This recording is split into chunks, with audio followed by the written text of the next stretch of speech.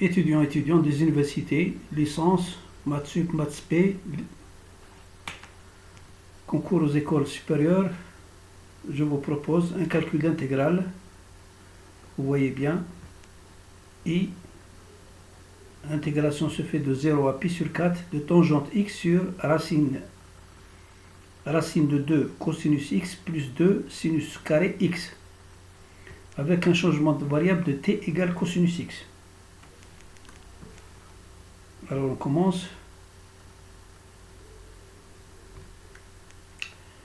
Alors avec le changement de variable t égale cosinus x, t variante de moins 1 à 1, la dérivée de t, la dérivée par rapport à t est égale à moins sinus x dx. C'est la dérivée de cosinus x et moins sinus dx. Bon, on va changer les bornes de l'intégrale. Si x égale 0, le t égale cosinus de 0, c'est 0. C'est 1, c'est pas d'accord. C'est 1. Voilà. Alors, si x égale pi sur 4, le cosinus de pi sur 4, c'est racine de 2 sur 2. Alors, donc on va remplacer tout. Tangente x, c'est quoi? C'est sinus x sur cosinus x. Le sinus x, c'est quoi? C'est la racine carrée, hein?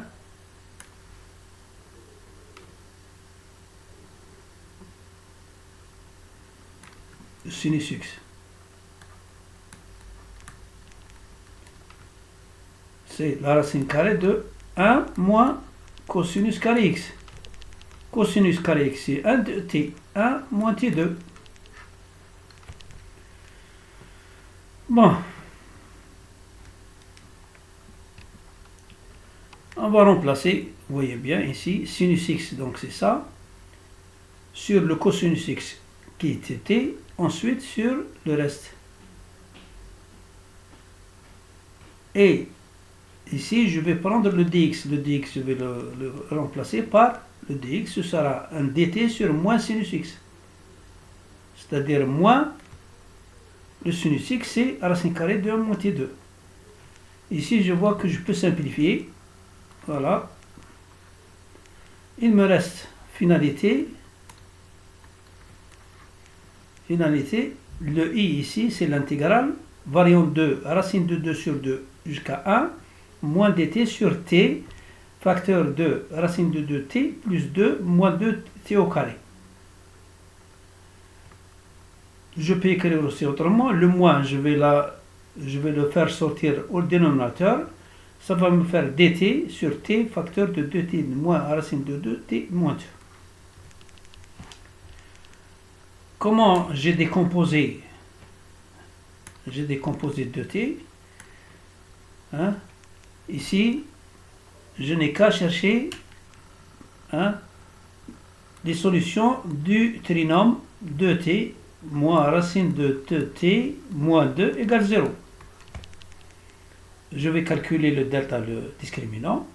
Ensuite, les racines, t1 et t2.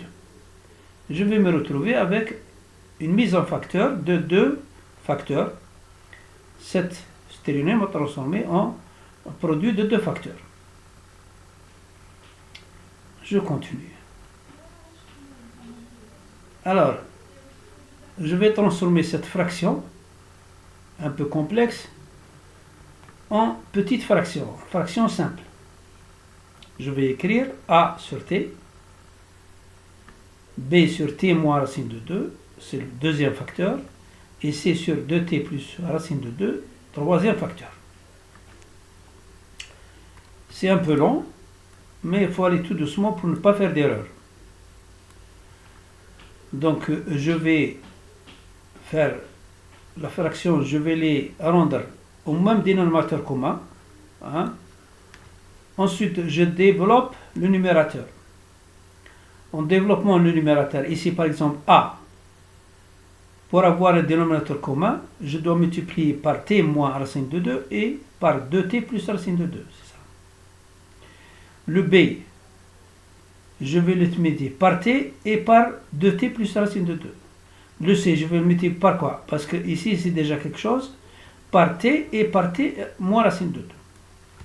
En développant, je vais avoir donc des coefficients de t2, de t, etc.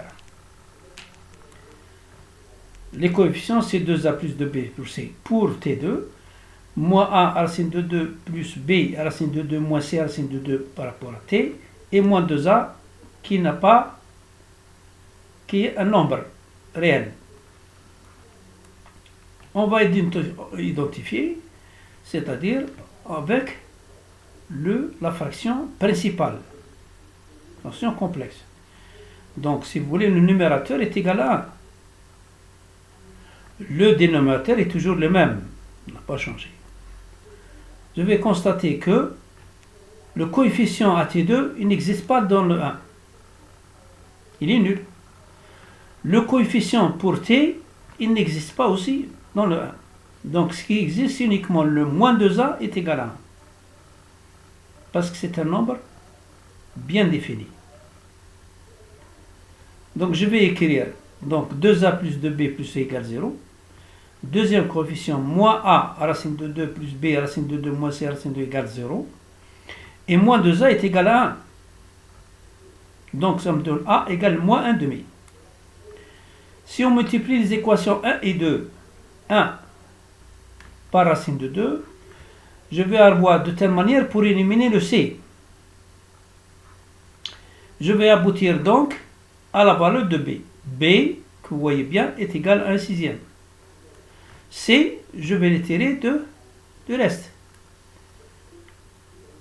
Je vais le tirer de l'est. Je vais prendre C d'ici. C est égal à moins 2A moins 2B. En remplaçant A par sa valeur qui est moins 1 demi et B par 1 sixième, je vais avoir le C égale 2 tiers. Donc, j'ai transformé l'expression à intégrer en fraction simple, que vous voyez bien, et je vais pouvoir intégrer. Donc, l'intégration me sera très facile. Donc, je vais avoir un moins 1 demi de l'intégration 1 sur t, plus 1 sixième de l'intégration de 1t moins racine de 2, et l'intégration de 1 sur 2t plus racine de 2. Ici, 1 sur t, c'est logarithme de t, variant toujours de 1 sur racine de 2 sur 1. Ici, c'est la même chose, 1 sixième logarithme de racine de 2 moins t. Très important, très très important. En principe, lorsqu'on intègre, nous avons un résultat, c'est logarithme de la valeur absolue de t moins racine de 2.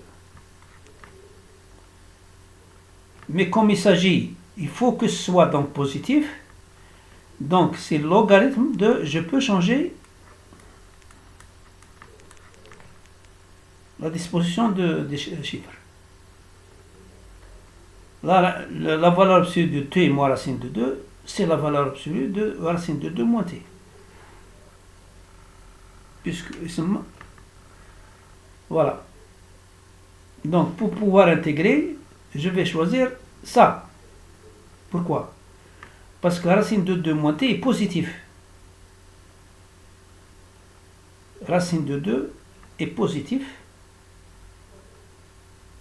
Si je mets t moins racine de 2, comme t varie entre moins 1 et 1, donc ce sera négatif de prendre racine de 2 moins t.